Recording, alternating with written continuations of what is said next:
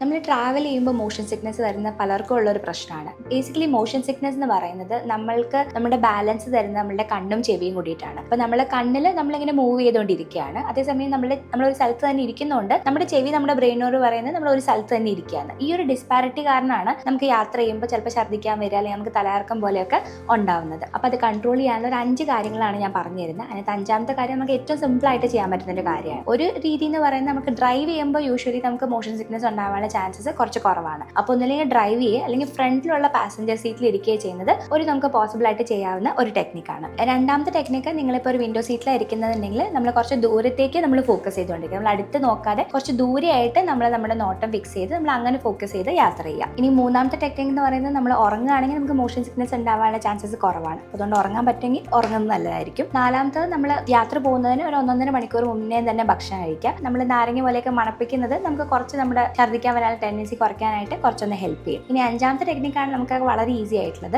ഒന്നില്ലെങ്കിൽ നമ്മൾ മൊബൈൽ നോക്കിക്കൊണ്ടിരിക്കുക, അല്ലാന്നുണ്ടെങ്കിൽ അടുത്ത് വെച്ചൊരു പുസ്തകം വായിച്ചുകൊണ്ടിരിക്കുക. ഇതും നമ്മളുടെ മോഷൻ സിക്നസ് വരാനുള്ള നമ്മുടെ ടെൻഡൻസിനെ കുറച്ചൊരു പരിധി വരെ കൺട്രോൾ ചെയ്യാൻ നമ്മളെ ഹെൽപ്പ് ചെയ്യുന്നതായിരിക്കും.